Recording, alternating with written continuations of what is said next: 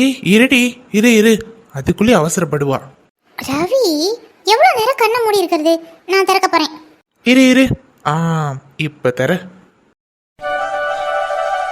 என்னங்க இது இவ்ளோ பெரிய கிஃப்டா இருக்கு? பிரிச்சு பாரு. இவ்ளோ பெரிய கிஃப்ட் எனக்கா? ஆமா, உனக்கு தான். பிரிச்சு பாரு. சரி. ஏய் பொறுமையா பிரிடி, உனக்கு தாண்டி, யாரும் தூக்கிட்டு போயிட மாட்டாங்க.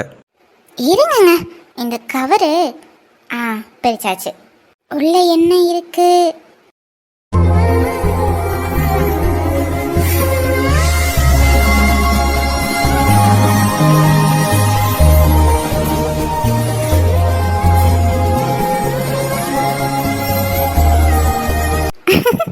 ரவி, இதுதான் அப்ப திறந்து சொல்லிட்டு இருக்கீங்களா சர்ப்ரைஸ்னு? உண்மையிலே சர்ப்ரைஸ் தான். ரொம்ப நல்லா இருக்கு உங்க கிஃப்ட். நிஜமா உனக்கு பிடிச்சிருக்கா? ஆமா, ரொம்ப பிடிச்சிருக்கு. இங்க பாருங்களேன், நீங்க, நானு, அம்மா, அப்பா, நடுவுல தம்பி, அழகா கியூட்டா இருக்காங்க.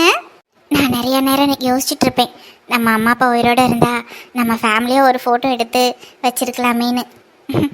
ஆனா இது எப்படி? அதெல்லாம் எடிட்டிங்ல பண்ணிடலாமா? இப்போ எவ்வளவோ டெக்னாலஜி வந்துருச்சு, அதை வச்சுதான் பண்ணேன். ரொம்ப நல்லா இருக்குங்க. I am so happy. I love you பொண்டாட்டி.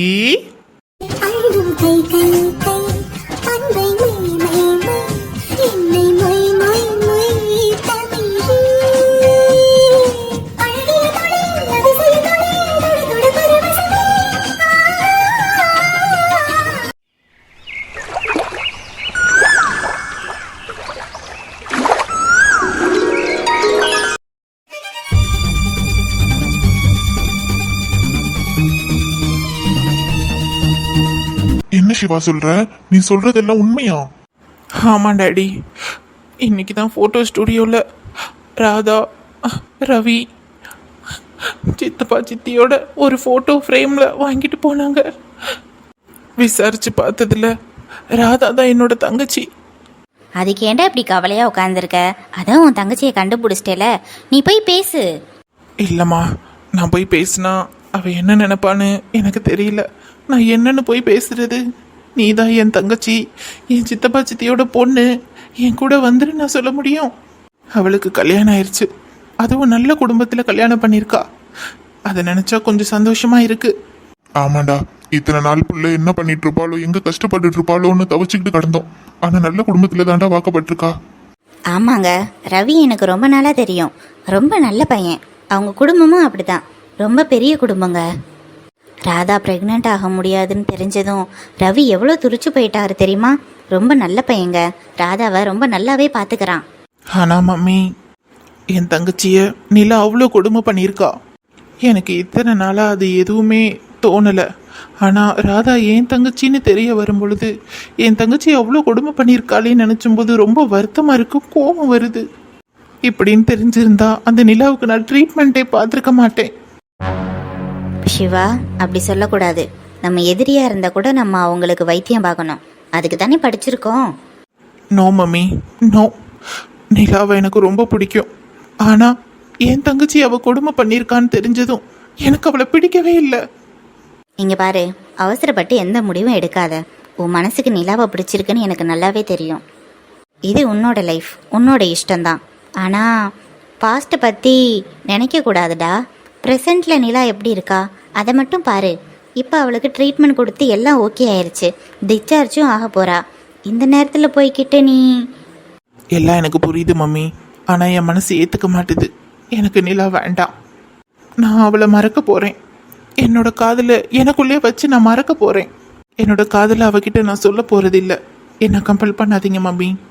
நாங்கள் என்னடா கம்பல் பண்ணுறதுல இருக்குது? இது உன்னோட லைஃப், உன்னோட சாய்ஸ், உன்னோட டிசைட் தான், உன் இஷ்டம். சரிடா, இப்போ ராதா விஷயத்துக்கு வாங்கடா.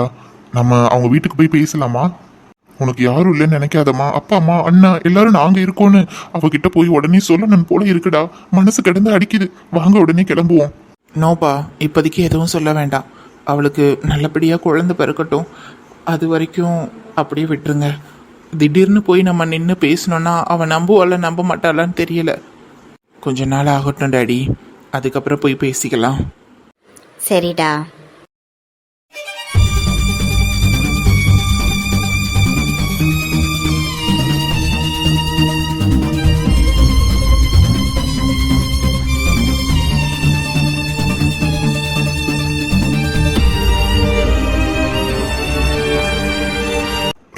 Thanks doctor.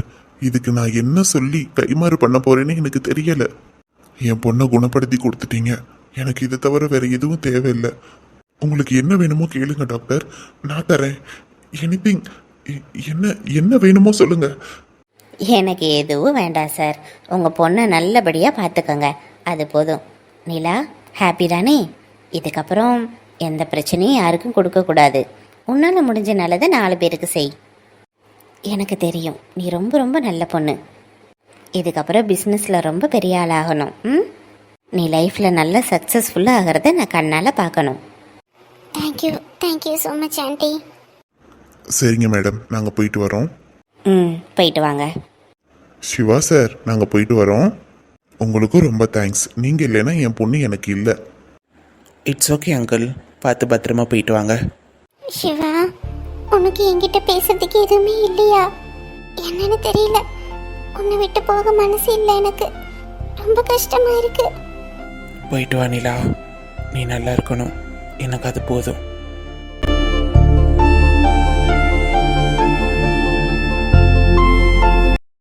சிவா, இதுக்கப்புறம் உனக்கு இந்த ஹாஸ்பிட்டலில் வேலை இல்லை. உனக்கு கொடுத்த வேலையை நீ கரெக்டாக முடிச்சிட்ட. இதுக்கப்புறம் நீ அமெரிக்கா கிளம்பலாம். சரிங்க மம்மி. சரி வா சாப்பிடலாம். உனக்கும் சேர்த்து தான் லஞ்ச் எடுத்துகிட்டு வந்திருக்கேன். நீங்கள் போங்க மம்மி, நான் வரேன். சரிடா.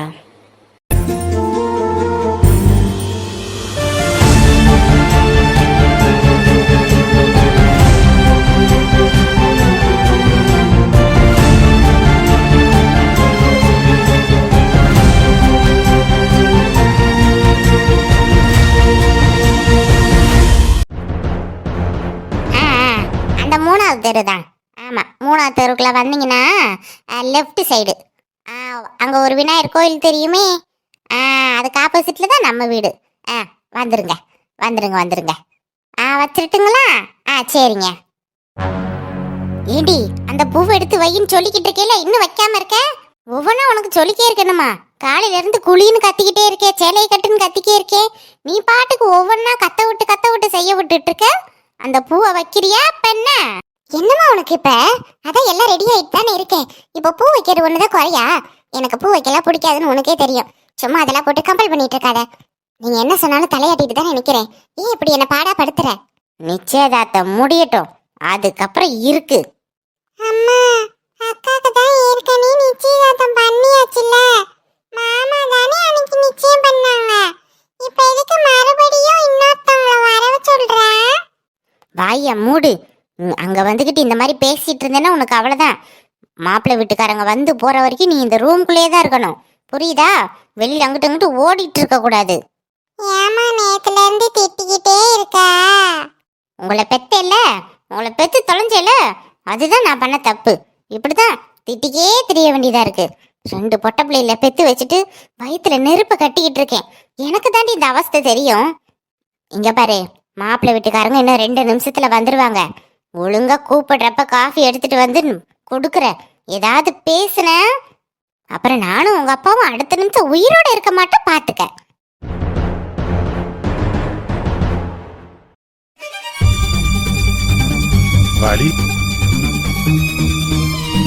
வழியில வரும்போது எதுவும் பிரச்சனை இல்லைங்களே? அதெல்லாம் எந்த பிரச்சனையும் இல்லைங்க. வீடு அட்ரஸ் தேடி கண்டுபிடிக்க கொஞ்சம் கஷ்டமா போச்சு. நாளைக்கு வர வேண்டியது, எதுக்கு அவசர அவசரமா இன்னைக்கு வர சொன்னீங்கன்னு தெரியல. பையனுக்கு வேற லீவு வேற கிடைக்கல. 1 மணி நேரம் பர்மிஷன் கேட்டு வந்திருக்கோம். அதே ஏங்க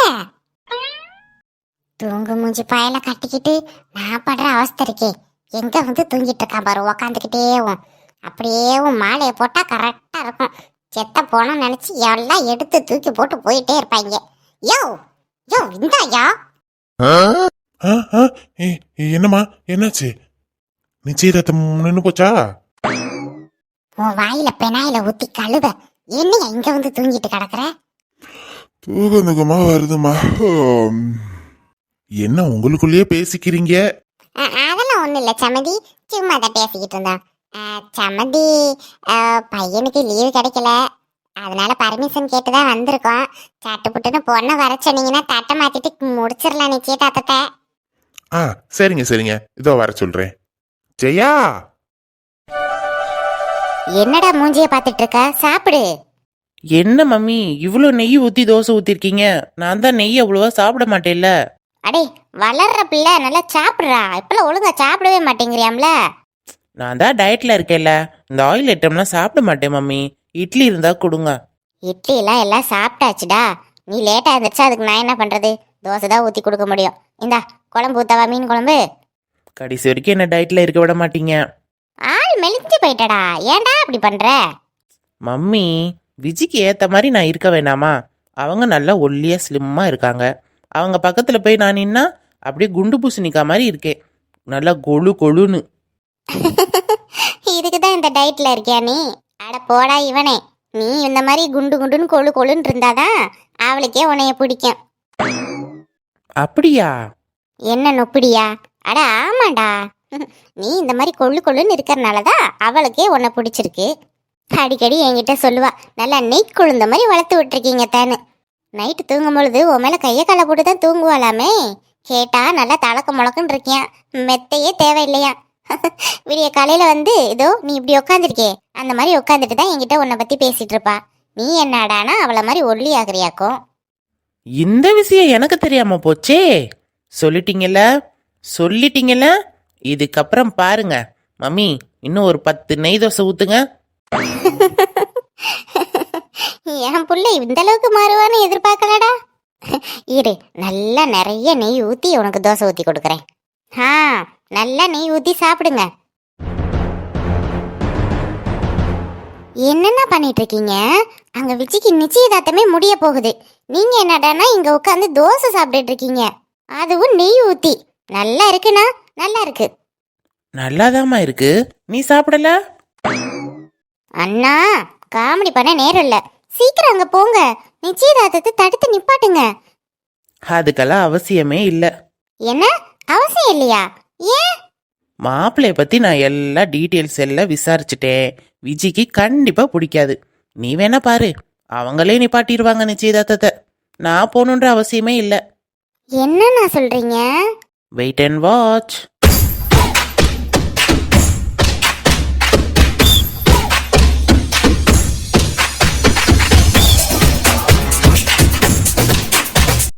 இப்படி குனிஞ்சிக்கே இருந்தா எப்படிமா பாக்குறது?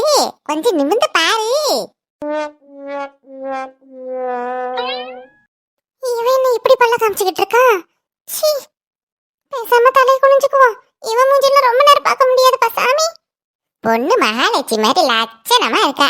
என்னடா உனக்கு பொண்ணு பிடிச்சிருக்கா இல்லையா? எனக்கு பிடிச்சிருக்குமா?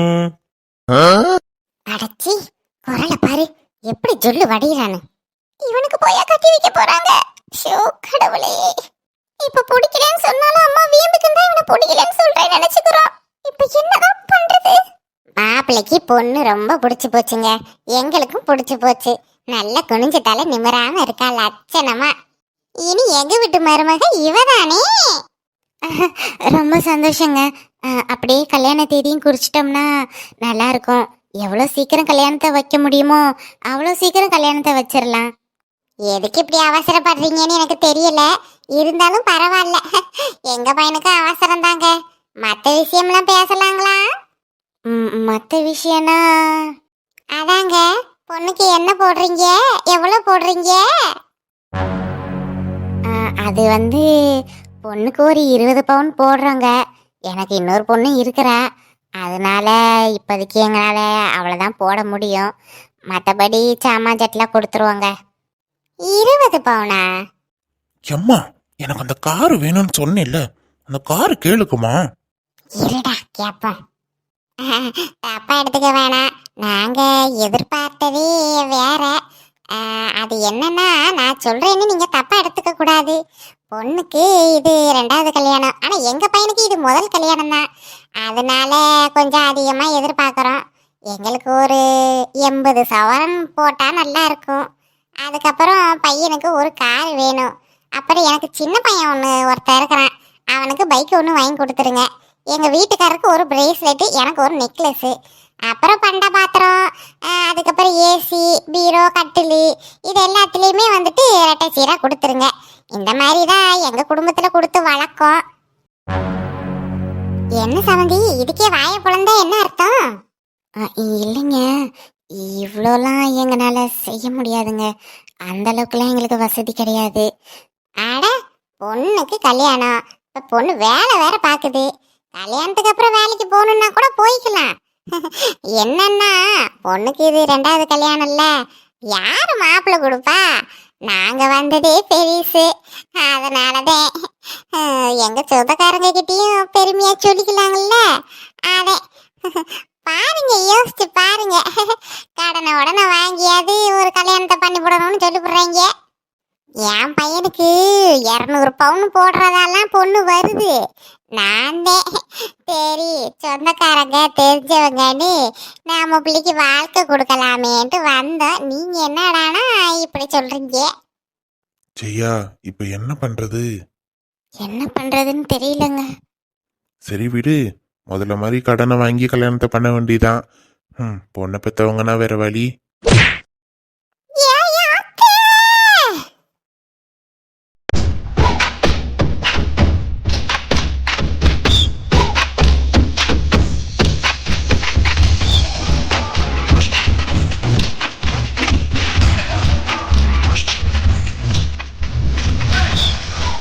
ஒழுங்கா ஓடி போயிருங்க, ஒரு நயா பைசா கூட தர முடியாது. ஏய் ஏய், யார அடிச்ச? எங்க அம்மாடி. எவ்வளவு தைரியம் தான் எங்க அம்மாவை அடிச்சிருப்ப நீ. ஓடி போடின்னு சொன்னா பல்ல தட்டி கையில கொடுத்துருவேன். எந்திரிங்கடா, எதிர்த்து ஓடுங்கடா. ஓ மூஞ்சியும் ஓ முகர கட்டிக்கும் கார் ஒண்ணுதான் கேடா. எப்படி எப்படி எப்படி எப்படி ஓ முகர கட்டிக்கு 200 பவுன் போட்டு பொண்ணு கொடுக்க வந்தாங்களா? போங்க, போய் அந்த 200 பவுனவே போட்டு கட்டி அழுங்க. எந்திரிச்சு ஓடுறீங்களா இல்லைன்னா? ஏய் நிறுத்தி, பொண்ணை பெத்து வைக்க சொன்னா பொறுக்கிய பெத்து வச்சிருக்கு. இதெல்லாம் நம்ம குடும்பத்துக்கு செட் ஆகாது. என்ன அடி? டே மௌனே, நீ வாடா. பெரிய உலக அழகின் நினப்பு சோடா புட்டி. இப்பதானே தெரியுது ஏன் முதல்ல கட்டி இருக்கவன் உன்னைய துரத்தி விட்டான்னு. பஜாரி பஜாரி. டே மவனே, நீ வாடா. இவ கிடக்குறா. ஏய், இதுக்கு மேல ஒரு வார்த்தை பேசுன கையில இருக்கிற கட்டை எல்லாரும் மண்டையிலையும் உடச்சு தள்ளிடுவேன். போங்க இங்கிருந்து.